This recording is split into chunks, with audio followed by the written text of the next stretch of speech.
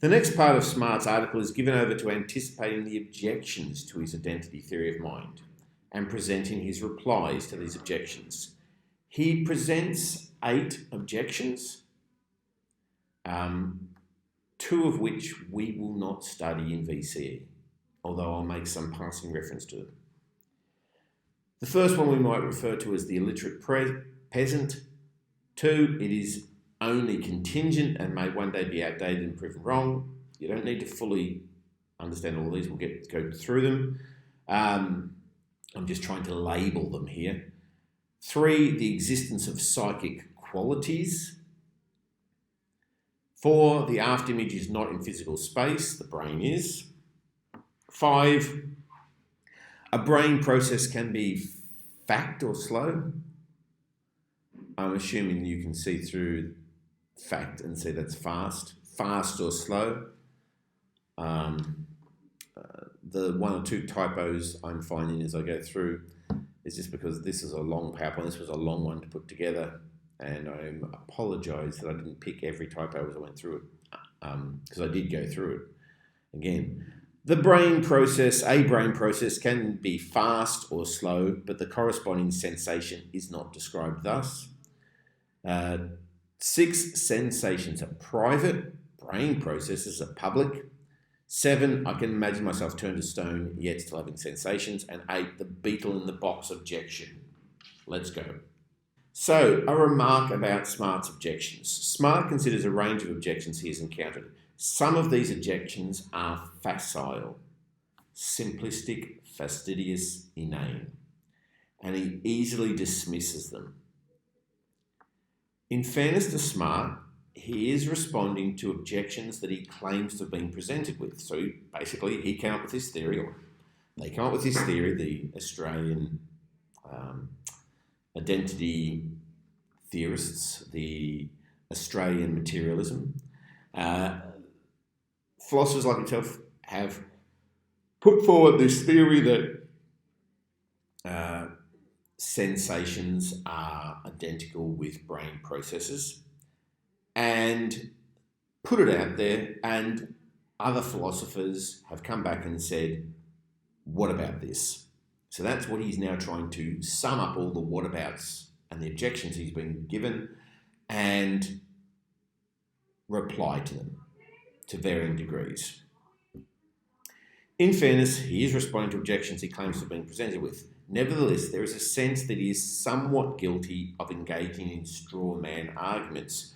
I've highlighted straw man arguments. If you don't know what a straw man argument is, look it up. I've got a bit of information about it here. A straw man is a form of argument and an informal fallacy based on giving the impression of refuting an opponent's argument while actually refuting an argument that was not presented. Okay, so let's have a look. Straw man fallacy. I wanted to take a moment while we're dealing with Smart to sort of unpack this, because you can use it elsewhere. Straw man fallacy occurs in the following pattern. Person 1 asserts proposition X. Person 2 argues against a superficially similar proposition Y falsely, as if an argument against Y were an argument against X. So you say to me, X, and I say, yeah, well, Y is stupid because of this. And it just sounds like Y is close enough to X that you go, oh, so not X. Or other people might go, oh, so not X. Maybe it would be better if I worded it this way. You say to me, X1, and I say, yeah, but X2 is stupid because of this. Bang, bang, bang, bang, bang. And you go, oh, so X2 is not right. Okay, so, and I go, so therefore, not X. Okay? This reasoning is a fallacy of relevance, to other terms. It fails to address the proposition in question by misinterpreting the opposing position. For example, I won't go through them all, you can read them all, but the one that Smart comes closest to do is oversimplifying an opponent's argument, then attacking the oversimplified version. So when you're critically evaluating Smart, if it was, with some of the examples he uses, some of these objections that he raises, we might be tempted, I might be tempted, you might be tempted to offer the critical evaluation that he engages in a straw man argument here. Okay, that wouldn't be enough for, say, 5 marks. You would need to unpack it more and really go into more depth, show you understand the objection, but it would be one way of critically evaluating some of these objections. Smart is justified in his dismissal of facile objections, such as the illiterate peasant. When we look at it, it's pretty facile, it's pretty simple. However, dismissing a weak objection does not then prove his hypothesis. Just because X is wrong does not make Y right. Okay? So there can be a danger for the reader of Smart to look through these objections and go, well, they were all stupid, therefore sensations are identical to brain processes. Okay? Just because the objections he raises may not be strong doesn't necessarily mean that the thing they're objecting to, if they are, is true. Okay? There is a danger also of conflating, putting together all the weaknesses of objection 1, the illiterate peasant, with a general objection to all weakness to all objections. It would go something like this, if you were right about it, possibly. Objection 1 is facile and based on weak thinking, and by implication given by a poor thinker. Therefore, anyone who objects with identity theory is obviously a poor thinker. They're unintelligent. I'm not saying that Smart is explicitly doing that, but I have talked about it with some people and they see it that way. It's almost as if he's doing what we call an ad hominem fallacy. That's stupid. Anyone who thinks that is stupid. Therefore, by implication, anyone who thinks that sensations are not brain processes are stupid, no matter how good their argument might be. And that's a form of what we call ad hominem, or attacking the man. In this way, all the objections are tainted by the weakest. However, there are some objections which are stronger than others.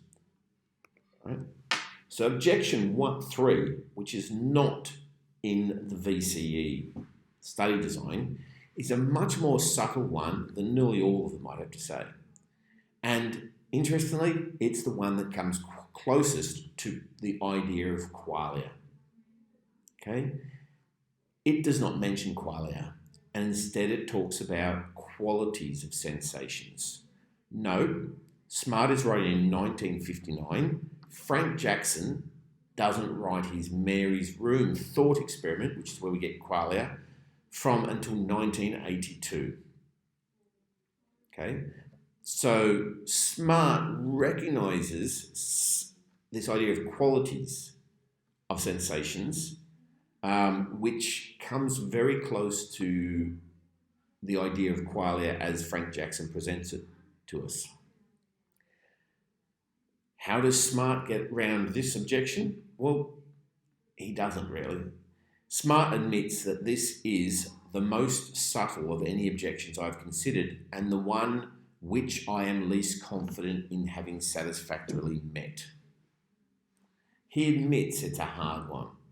He does put forward an argument or a reply, but he admits he's not really satisfied with his own reply. Okay?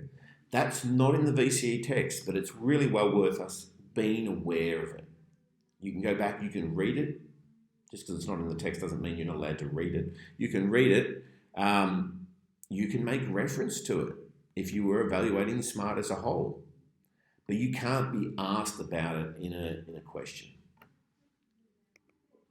So, let's go. Objection 1, the illiterate peasant.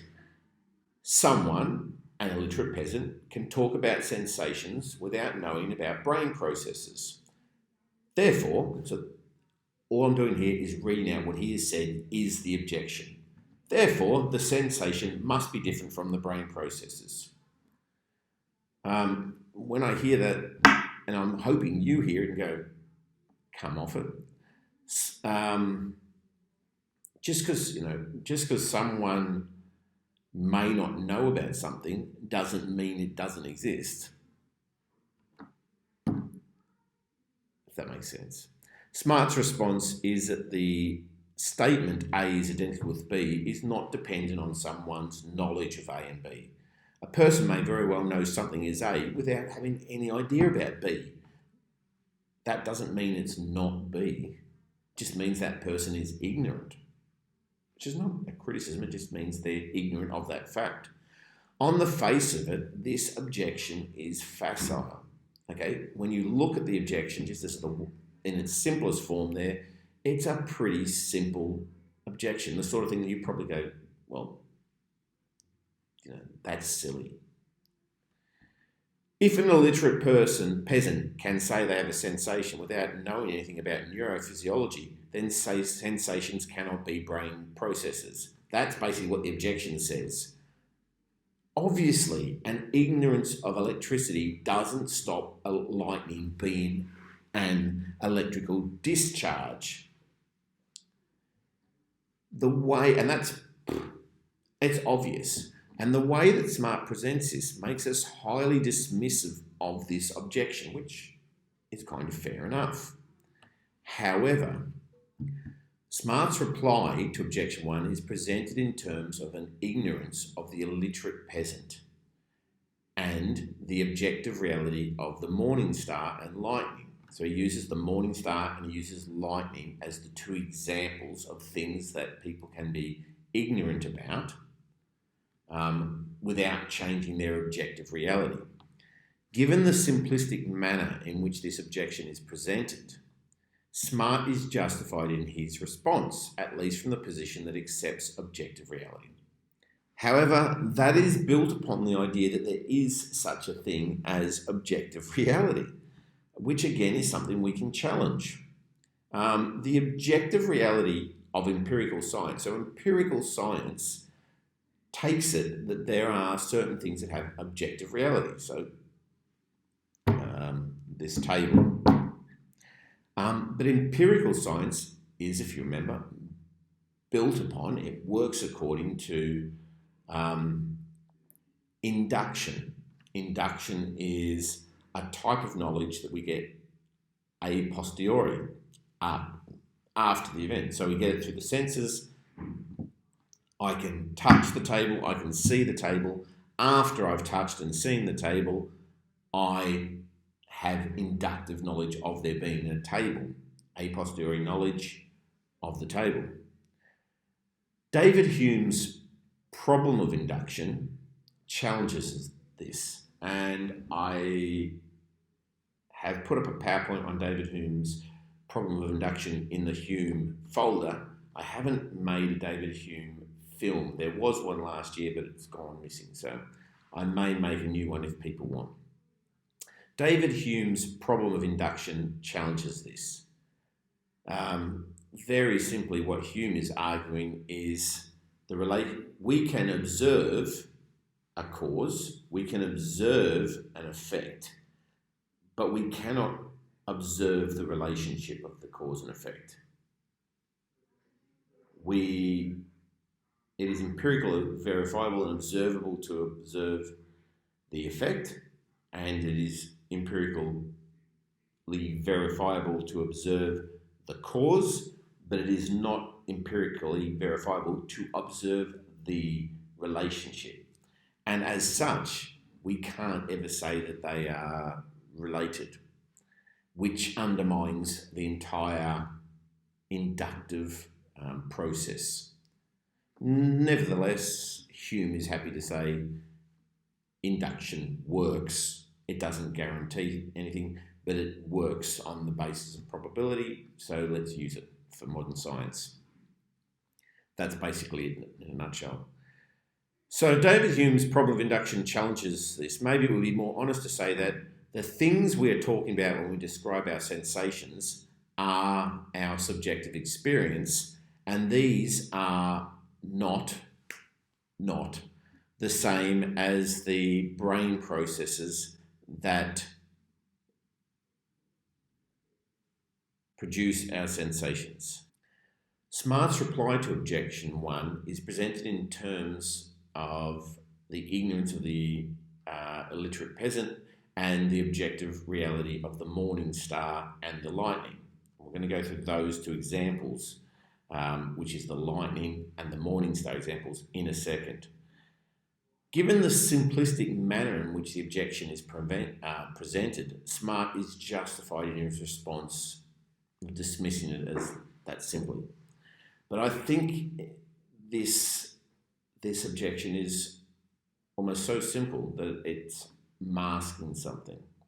Something we might need to discuss a little bit more in class. But for the sake of really knowing the text and being ready for the exam, I think you need to be ready to outline, which is describe and explain, the example of the lightning and the example of the morning star. In case you don't know what the morning star is the planet Venus. If you get up in the morning and you look up into the sky, the first star that you will see, the first bottle heavenly object, is a little, what appears to be a star. It's actually the light of the sun reflecting off the planet Venus. And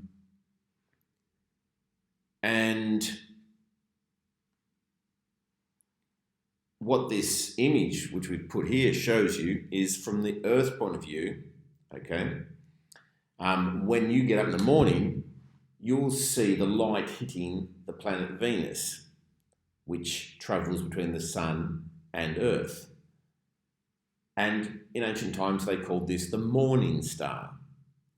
And then at the end of the night, the last heavenly body you will see was referred to as the evening star. Now, as this image shows us, they're actually the same objective reality, which is the planet Venus. All right? And he points out that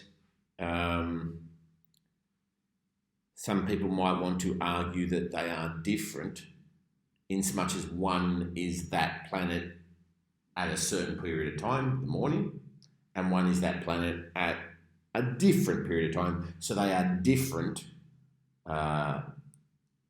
qualitatively different, because they are in two different periods of time and space.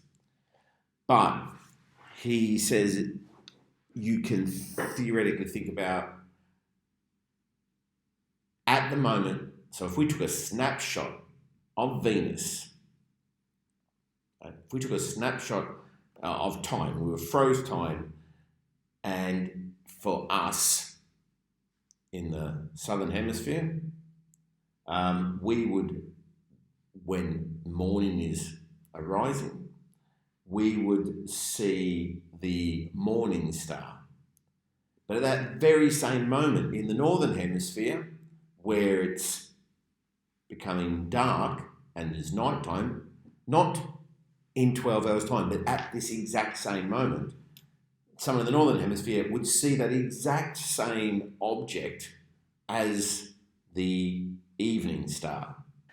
I think in terms of being ready for exams, so after all of that, let's pull it back to what do we need, right? What do we need when we get ready for the exam? I suspect in section A, you'll possibly get questions about some of the examples, thought experiments that are used. So a good exam, to be prepared for an exam, a good exam watch question might be, what is the difference between the pairing of burglar and footprints, which Smart mentions, and the pairing of lightning and electrical discharge? He mentions these two pairings to distinguish how they are different. I'd like you to be able to distinguish how they are different.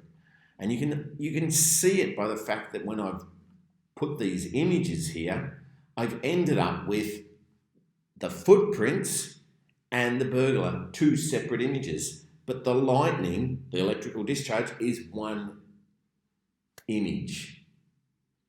Okay? The footprints are an indicator of the burglar, but they are separate to the burglar. The lightning and the electrical discharge are the one thing. They are identical. So objection 2, only a contingent fact. A contingent fact is a key term that we need to make certain we understand and are using well. A contingent fact is one that could logically be otherwise. The sun will rise tomorrow is contingent. When I usually introduce this to year 10s, you'll get one or two students who will say, you say, could the sun not rise tomorrow? And they go, no. It's getting a grasp on that idea, the distinction between probability and possibility. Is it possible that the sun will not rise tomorrow? Of course it's possible. So it is possible it will not rise. Modern empirical science is based upon knowledge that is a posteriori and contingent. It is possible that it's not correct. Again, often with my year 10s, start out by asking them what do they know will happen when I drop this pen. And there's always one or two students who get very angry and say, I know it will fall. But they don't know it will fall until after they have seen it fall. And that is a posteriori knowledge. They have a strong assumption it will fall based upon prior knowledge, induction, or the inductive process, I should say. So one of the criticisms put forward to him about the idea that sensations are identical with brain processes is the idea that this is a scientific theory, it could be wrong. Again, this is quite facile. Objection 2 basically says that because the identity theory hypothesis is contingent, it could be wrong, it's a possibility, then is contingent, it is possible that it may be wrong. So there you go. Therefore, it's not true. And again, the simple reply to this is just because something is possible doesn't make it so. But Smart, I think, he presents us with this objection and we feel like whoever would say that objection is an idiot. And therefore, we're tempted to just dismiss, more to the point, we're tempted to go, therefore Smart is right. Kind of a little psychological game. I think Smart is wanting to do more here than just make the obvious point. And he wants to go ahead and talk about something that he's already talked about, which is the distinction between semantic identity and ontological identity. So he uses this objection to suddenly start talking about Fide theory of meaning. Smart returns to the idea that semantic identity is different from ontological identity. Here, his reply to objection 2 seems to deviate from the objection itself. The objection itself doesn't really do much. He recognises Fide theory of meaning. The meaning of the word is the object it stands for, i.e. the name Fido means the dog Fido. Following this theory, he recognises that if the meaning of an expression were in what the expression named, then of course it would follow from the fact that sensation and brain processes have different meanings that they cannot name one and the same thing. So it's kind of like saying, okay, he's saying to people who want to object, if it was the case that a thing is the word that is described by, then obviously sensation, brain processes would have to be different because they're not the same word. But he goes, that's not what, that is not necessarily the case. That is semantically the case, but not ontologically the case. The logic of semantics works different to the logic of ontology. That's the key point. The logic of semantics means that you can have two words that can be referring to an objectively singular thing, but the words can both can be identified as each other. For example, sensations and brain processes, but they can have different semantic logic. So he doesn't really respond to it beyond that. He's kind of like, I've already said this, I've already explained this. And he leaves it to the reader to reject this if. You know, if that was how reality worked, then of course you'd be right. Basically what is left unsaid is, but that's not how reality works. That's not how this is working. And then he just jumps on. He leaves it because he feels like he's already clarified the distinction between semantic and ontological identity, which I think he has. Objection 3 is not in the VCE study design. Right. I'll just read this through just so you're aware of it, you can use it. Objection 3 is the one that comes closest to an objection like the objection of qualia. Even if objections 1 and 2 do not prove the sensations are something over and above brain processes, they do prove that the qualities of sensations are something over and above the qualities of brain processes. That's him saying that. He distinguishes between psychic processes, which he dismisses, and psychic properties. Psychic here, he is really almost using the word psychic interchangeably with immaterial.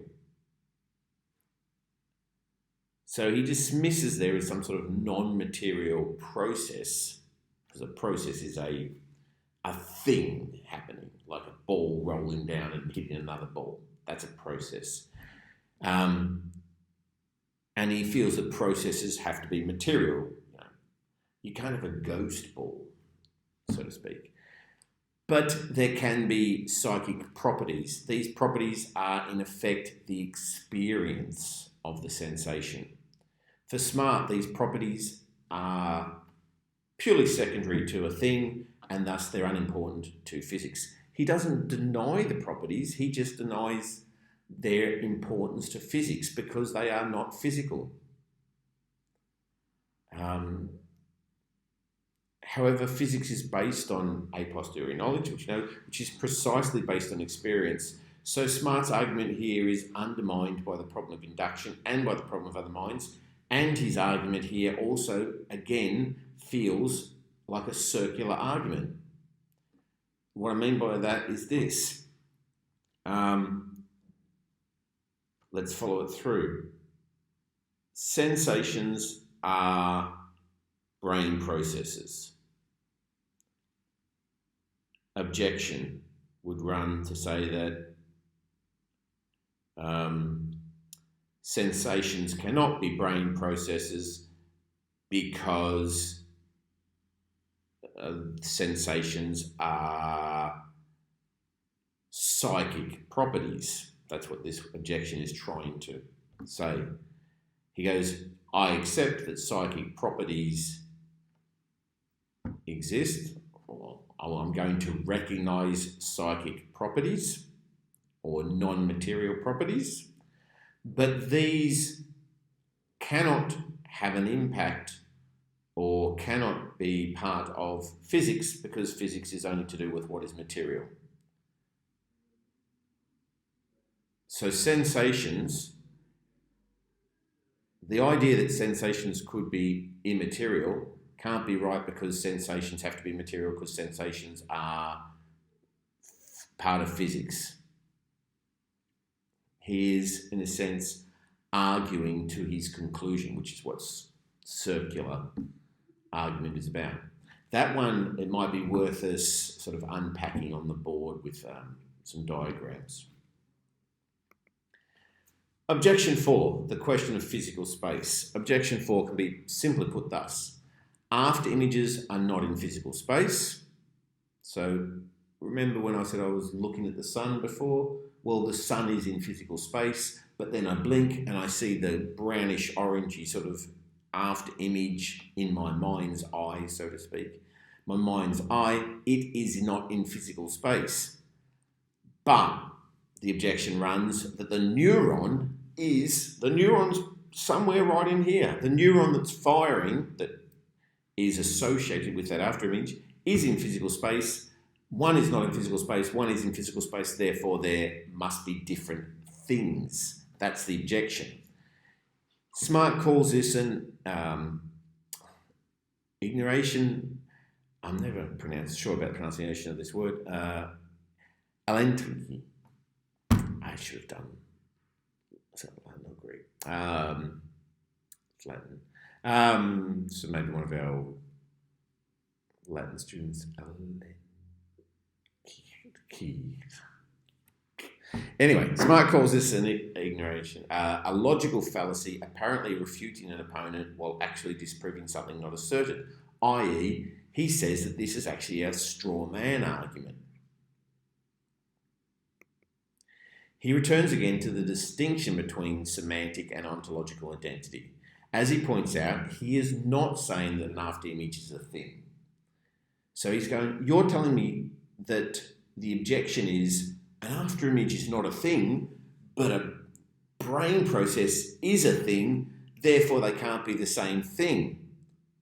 And he's turning around saying, I didn't say that the after image is a thing in an ontological sense.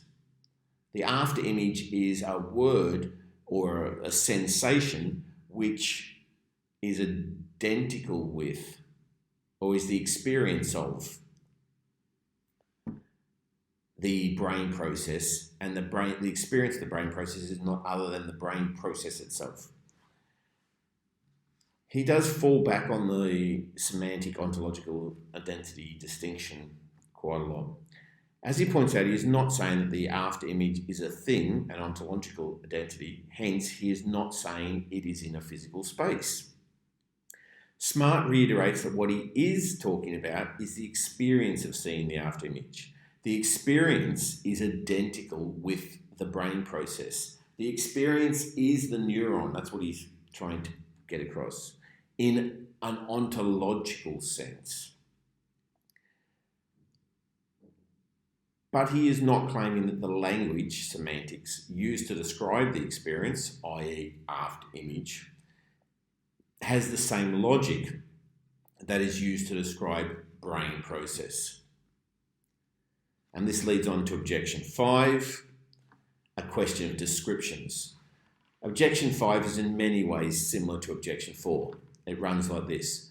A brain process may be swift or slow. The experience of seeing yellow cannot be described as swift or slow. Therefore, experiences and brain processes cannot be the same. Again, he is not claiming the language, semantics used to describe the experience has the same logic as that used to describe brain processes. To demonstrate this, he uses the example of somebody and the doctor. And if you can go back over that example, the somebody and the doctor, and explain it, just write it out and explain it, that I think is another good exam watch sort of example. If you're not certain about that, we can go through that in class. It's, by the way, I don't know, I think we'll go through it in class. Objection 6 is another really interesting one. Private versus public. So the objection runs like this. It is an interesting one because it is here that Smart comes closest to recognising the problem of other minds. He doesn't explicitly say it or recognise it anywhere, but he comes close to it here. The starting point of this argument is the idea of a private, subjective nature of sensations. Your sensations are different from mine. Your experience is private. My experience is private. Because of this, they cannot be said to be wrong. If I stick a nail in my hand and I go, oh, that was not too painful, and you stick a nail in your hand and you go, that was the most painful thing ever, both of us are right because it's a subjective experience. I can say, I think anchovies are yummy. That's what I would do on my pizza. You can say, I do not think this. You can say that I do not think this. You cannot say I do not think this. That's what I mean. Let me try that again. I can say, I think anchovies are yummy. You might not agree. You might hate anchovies, but you cannot say, I don't think this, if it's what I think. Okay. The Latin term there is de gustibus non est disputantem. In matters of taste, there can be no disputers. I could say, I think there are pink elephants dancing on the other side of the moon. On the moon, you could not say, no, you don't. You might say, I think there are not pink elephants. You personally, you could say, I think there are not pink elephants. And you could say, we just sent up a shuttle and went all over the moon and verified, and there are not pink elephants. But that is different from you saying you don't think it. Okay? That's what I'm trying to just unpack what we mean by private versus public. So, private experience cannot be wrong. Sensations are private, i.e. they're subjective. Because they are subjective, okay, they cannot be wrong. Brain processes, theoretically, what he's talking about with brain processes is an electrical neuron firing off. It can be verified by everyone can see it. So it is public, the same way we could send up a rocket ship to check the moon for pink elephants. It can be verified publicly. Public equals objective, hence statements about these can be wrong or cannot be wrong. Oh, can be wrong.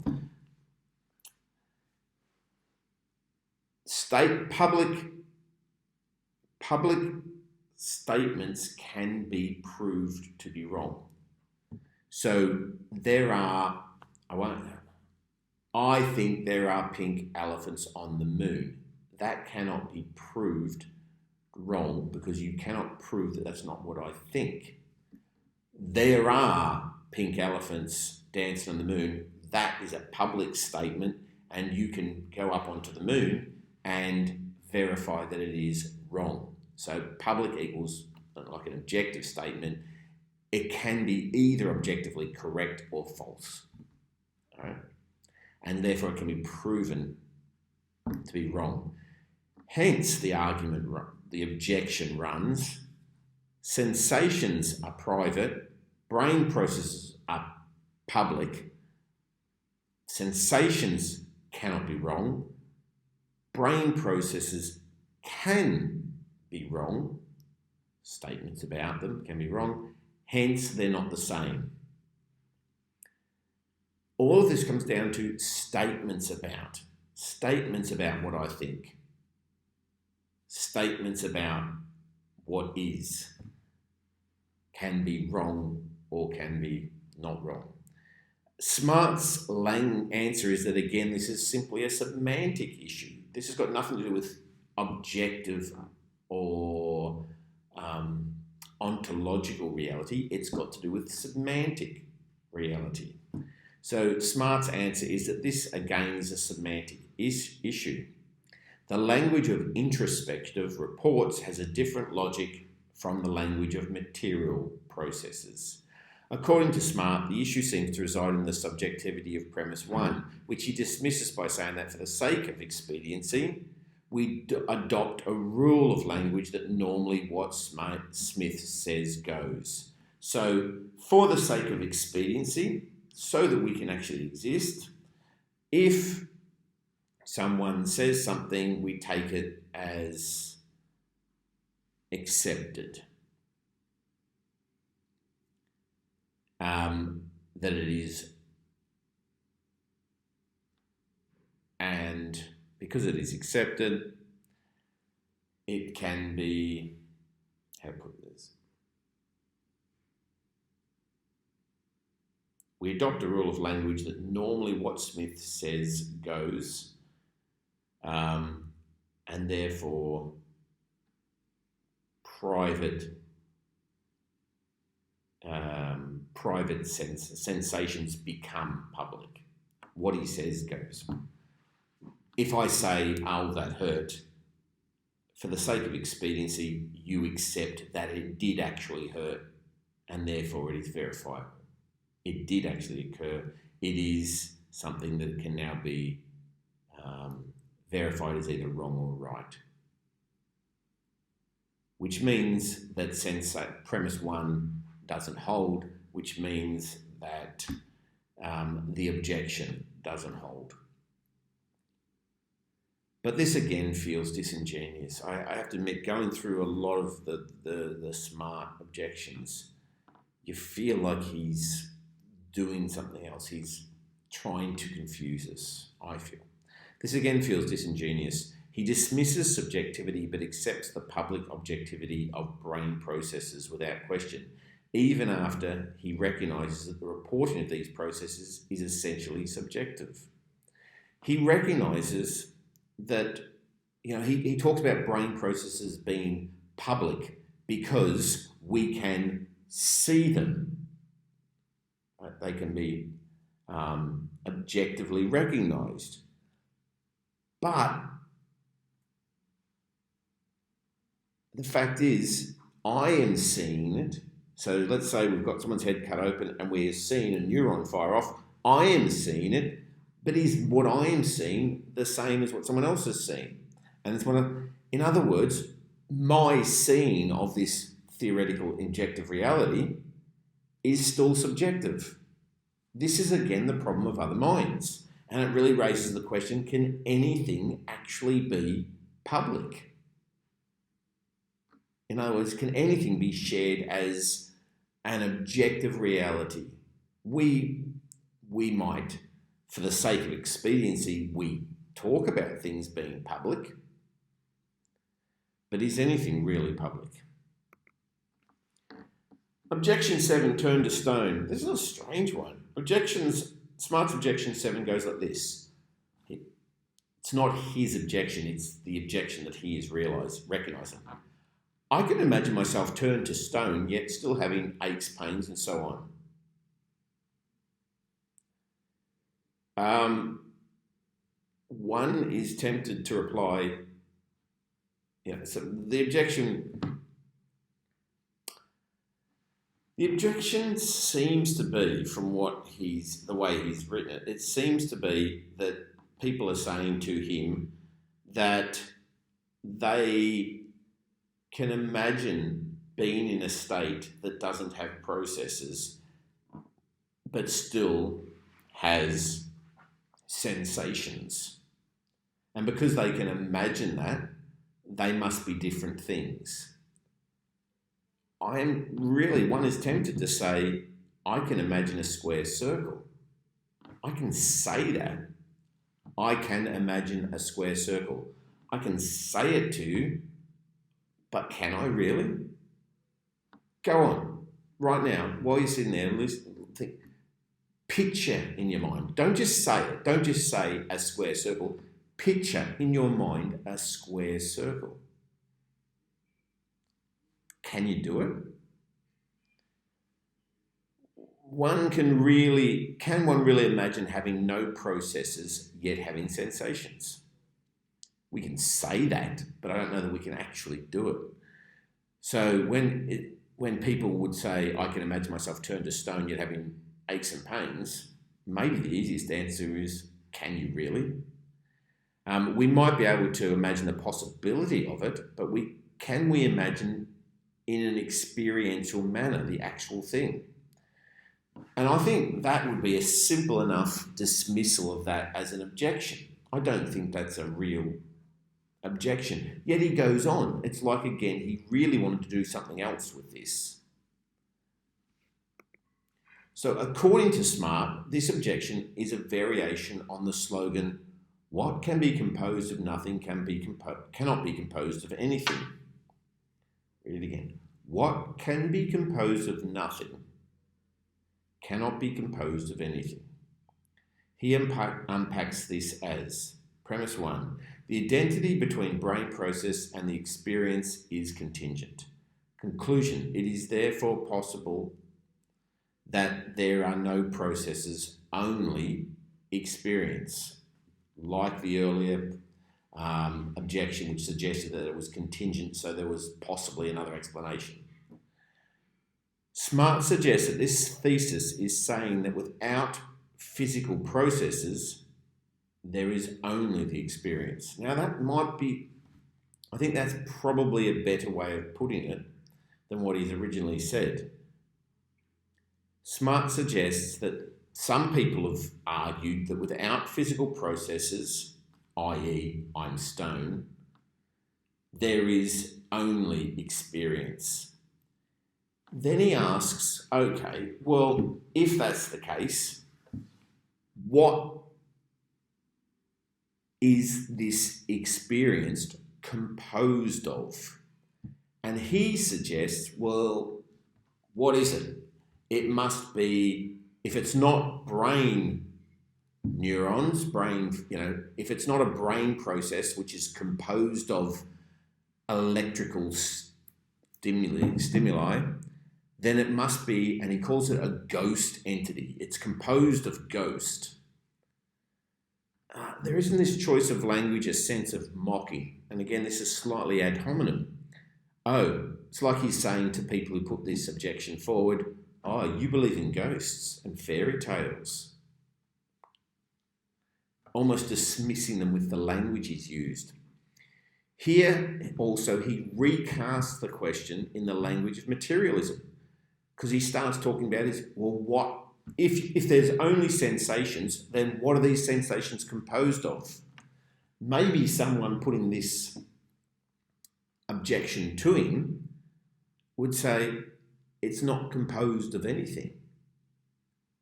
But he doesn't seem to be able to accept that, because as a materialist, it has to be composed. Composed is that very physical, material language.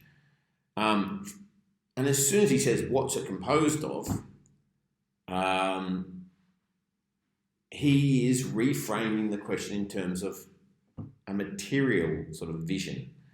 From there, it's a simple matter of saying that it's just a matter of language.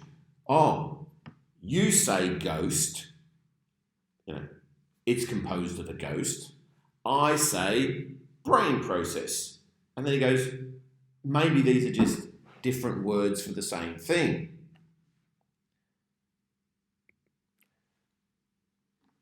What about the possibility that the experience is not composed? Composed means put together by different things, bits of material, but is simple and uncompounded. And recall that's Descartes' definition for mind as being a non-extended. So instead of something that is extended by being composed, it is non-extended. It doesn't take up time and space in a way that composition would or extension would. I think this is what Smart really wants to dismiss when he's using objection 7. And he uses objection 7 as an excuse to get there. Smart says that, so this is how he answers. He goes, basically the objection 7 could be reworded as maybe sensations are something which can exist immaterially. And he gets up to this point and then says, well, the answer to that is it's a quibble. It shouldn't be taken seriously. Regardless of what we think, that as a response is pretty weak because he's fallen back into ad hominem attacks. He is attacking the man, saying, well, so you've put forward objection X, but I think objection X is silly, which is basically to say you're silly. Anyone who puts forward objection X is silly. Does that answer objection X? No. He accuses this of being an a priori position. You'll notice he accuses this of being an a priori position. A priori knowledge, again, is knowledge that comes before. So, for example, Plato's forms are a priori. Plato's forms are precisely non-extended, non-composed. They are non-material. They may be an explanation for consciousness and mind, according to Descartes. So how does he deal with this? He says that he accuses this of being a priori, which it may be. But instead of responding to this, he simply says, and that would be odd. You're like, it's a possible explanation for this, Smart. And your answer, instead of putting forward a coherent, logical, critical evaluation of that idea, is to say it would be odd. And you know why it would be odd? It would be odd because it's not physical. And what do we know about sensations? They're brain processes. They're physical. And you feel like saying, well, wait a sec. That's, again, a circular argument. The reason it's not this is because brain processes are physical. There is an objection that says that they are non-physical. That objection cannot be right because brain processes are physical. Say it again. Brain processes are physical. One objection against this says that brain processes are not physical. This cannot be right because brain processes are physical. That's a circular argument. He then says that the dualists are arguing that experience, non-material, is something, and I've used the italics there to highlight this word thing, which he calls a ghost stuff. He acknowledges that this is perfectly intelligible. He goes, look, maybe the dualists, what they're saying is, sort of steps back, what the dualists are saying is that there is a no thing, a ghost stuff. This is intelligible. So he goes back to being a scientist who recognises contingent facts. It is intelligible. It is possible. But says that instead of this theory, he prefers the theory that brain experience is brain stuff. So in the end, all he's really done is come back and says, right, there's all these objections. Get rid of this one, get rid of this one, get rid of this one, get rid of this one. Here's this final objection, which sort of says that it could be sort of like a non-material stuff. And the way I'm going to get rid of that is by saying, nah, because it is material stuff. And then he sort of makes another little quick jump by saying, look, the idea that it could be non-material, that makes sense. And I'm not going to get caught up saying it's wrong. It makes sense. but I don't believe it because I reckon it's physical. And that's what Smart's done. Objection 8 is not in the VCE text and requires a knowledge of Wittgenstein. We'll ignore it. On page 155, Smart says that he has now considered a number of objections to the brain process thesis. The ones we need to know or be aware of: the illiterate peasant, the contingent nature of his thesis, the after image is not in physical space, the brain is, the brain process can be fast or slow, but the corresponding sensation is not described. Thus, they're obviously the versions of the same thing, those last two. Sensations are private, brain processes are public. I can imagine myself turned to stone yet having sensations. And that brings us to part 3. Now, I'm sorry, I reckon the objections are some of the hardest bits because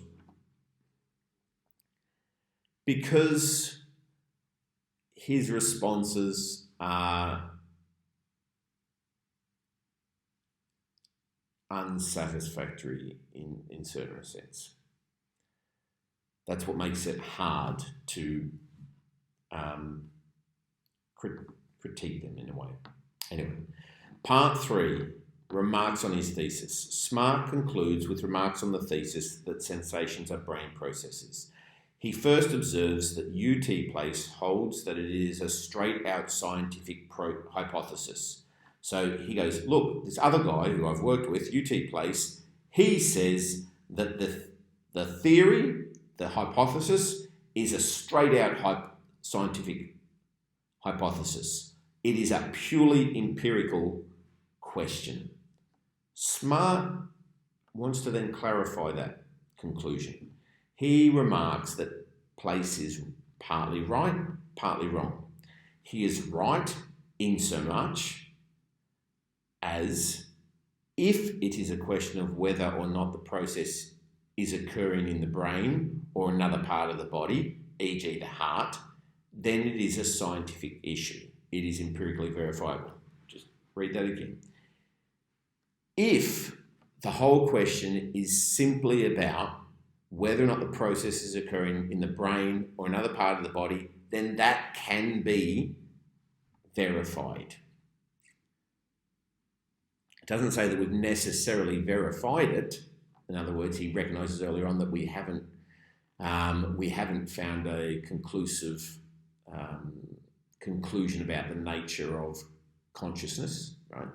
But if the question is whether or not which part of the body it occurs in, then because the body is a physical thing, it is verifiable in theory. And he says Place is wrong in so much as if it is a question of whether or not the thesis is a choice between material brain processes and epiphenomenalism, then it is not a scientific issue. So the choice between material process, brain processes, and this thing called epiphenomenalism, which we need to look at in a second, isn't a scientific issue. And then he explains that. Epiphenomenalism. Epi means on, above. Epiphenomenalism is a position on the mind-body problem which holds that physical events within the body cause mental events, thought, consciousness, and cognition. According to this view, mental events are completely independent from their existence on corresponding physical and biochemical events within the human body, and themselves have no causal efficacy on the physical events. Reading further, the appearance that subjective mental event states, such as intentions, influence physical events is merely an illusion. For instance, fear seems to make the heart beat faster, but according to epiphenomenalism, the biochemical secretions of the brain and nervous system, such as adrenaline, not the experience of fear, is what raises the heartbeat. Because mental events are a kind of overflow that cannot cause anything physical, yet have non-physical properties, and that's That's the bit where he'd feel Smart would disagree with Epiphenomenalism. Epiphenomenalism is viewed as a form of property dualism. Now, to sort of explain this further, he looks at the example of physical Goss. Let's be clear, what he is trying to explain here is not what Philip Goss goes on about, and it's not necessarily even epiphenomenalism per se. He's trying to go back to this point here at the bottom of this page. Place is wrong in so much as if it is a question of whether or not the thesis is a choice between material brain processes and epiphenomenalism, then if it's a matter of a choosing between those two, then that's not a scientific thing. You can't make that choice, or that choice is not something that is made based on empiricism. So he wants to now explain that choice. According to Smart, the choice between the brain process thesis and epiphenomenalism is not a scientific choice, because epiphenomenalism cannot be empirically verified.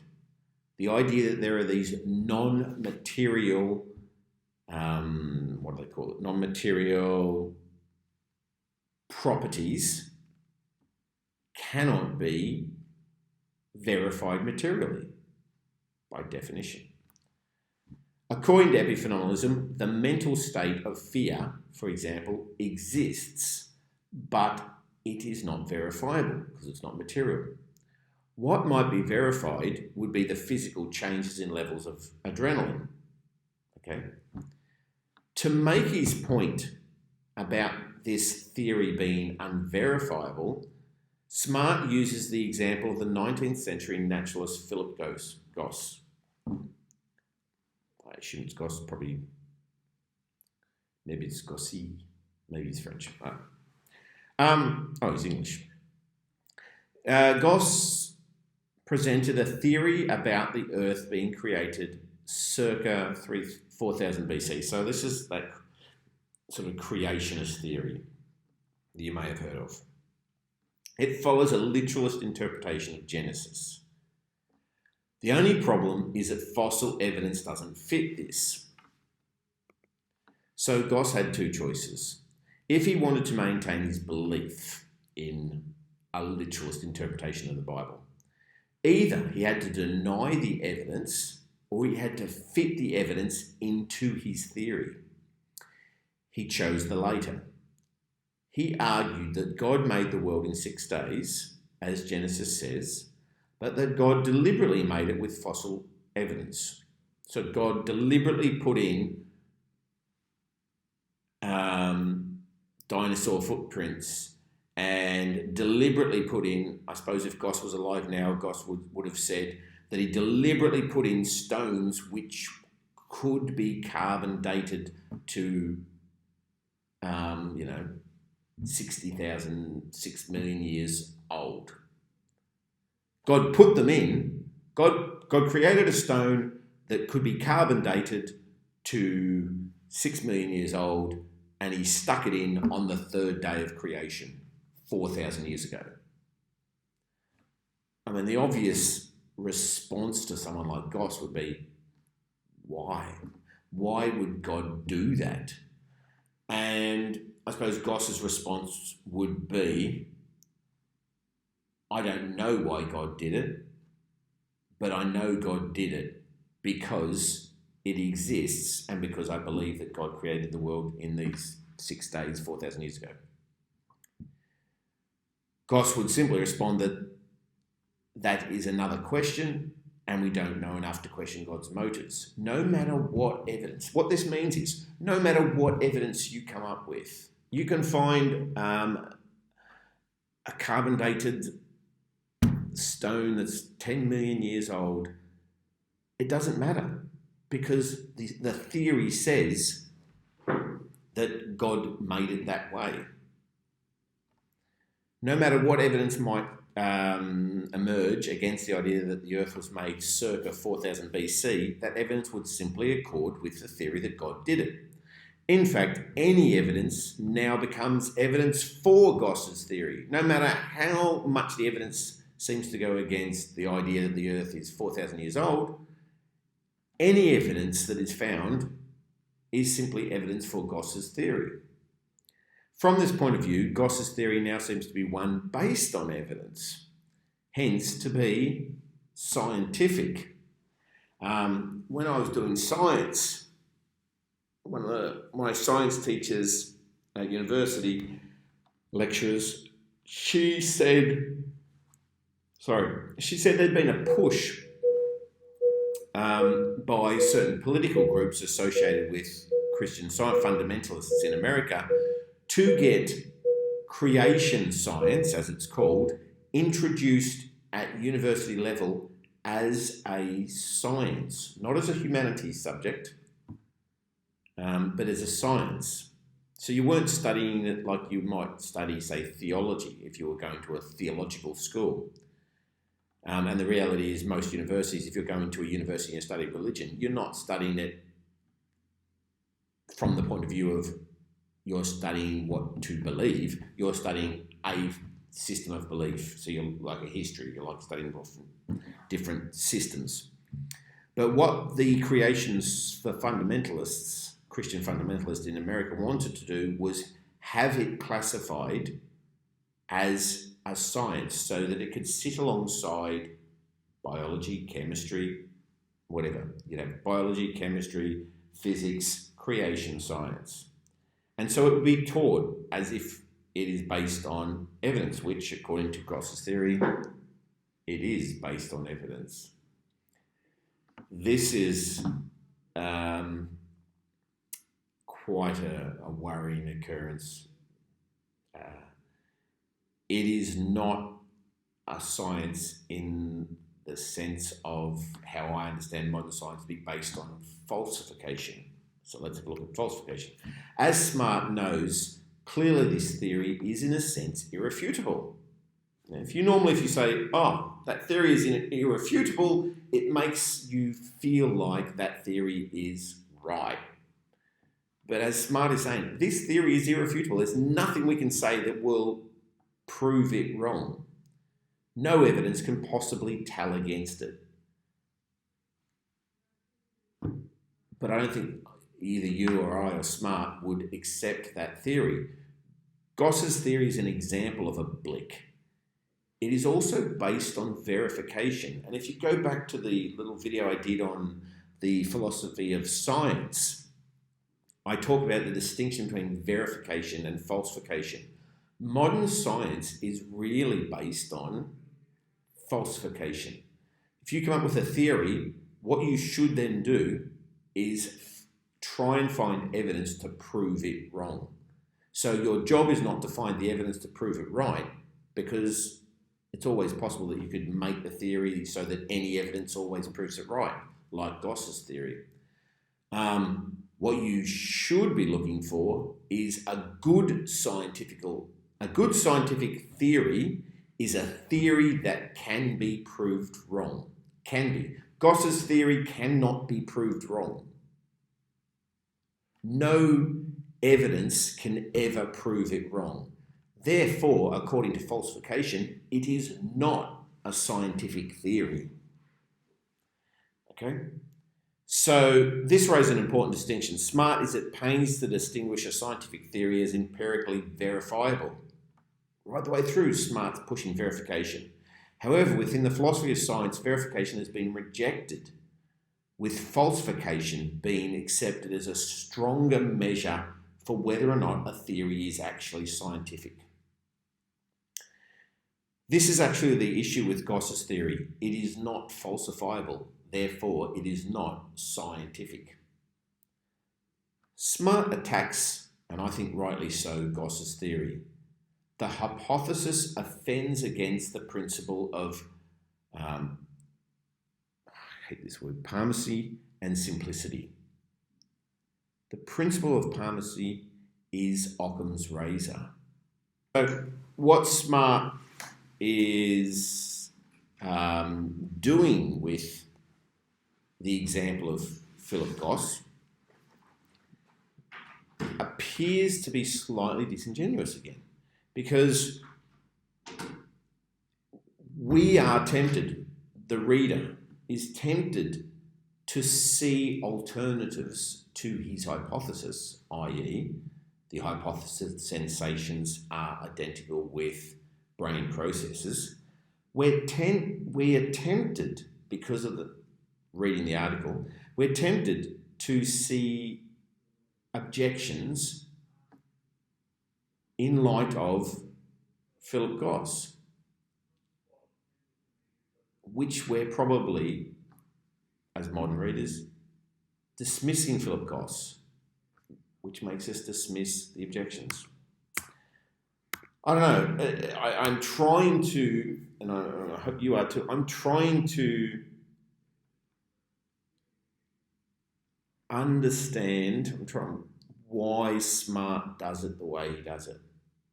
His article often feels like he goes off into things like the illiterate, peasant, and to Philip Goss, which are easily attackable. But I don't know that they're necessarily doing much in terms of supporting his thesis or supplying adequate objections. Anyway, a key thing for us, the first unit, so this is outcome 1 of unit 3.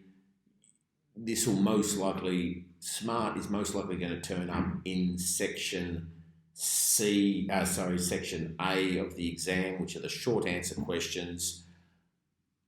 After going through all this, and I think we've been talking now for more than 2 hours, we're probably going to get a 2-mark question on Smart. But we need to be prepared for everything. So I do think in terms of examination, you should have a good understanding of the principle of Occam's razor, and you should understand what the principle of primacy and simplicity is. All right? Smart concludes, if the brain process theory and dualism are equally consistent with the facts, so if you've got 2 theories that are equally consistent with the facts, then the principle of primacy and simplicity seems to me to decide overwhelmingly in favour of the brain process theory. If you've got 2 theories that are consistent with the facts and one of those theories is simpler, then that's the one we should go with. That's the one I believe it is. That's what he's saying. Right. And then we have these key terms which we've been going over and sort of talking about. Identity theory of mind, physical, mental, psychical, behavioural disposition. Psychical again, obviously it's that important we had to put it in there twice.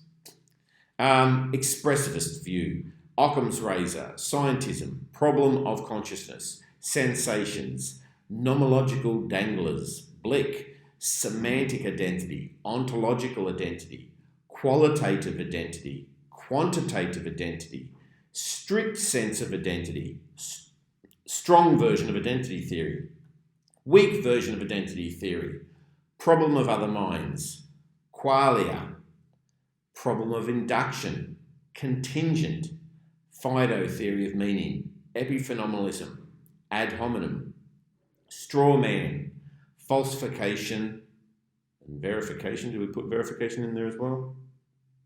Verification, falsification, and principle of parsimony. It's been a long haul through Smart, and I'm getting tired now. If nothing else, go get definitions for those terms. I hope that was a little bit of a help. I know that was a long time, and I hope you watched this in breaks, because I didn't really get any breaks, and now I'm about ready to crash. So time for some lunch for me. 3:30. All right.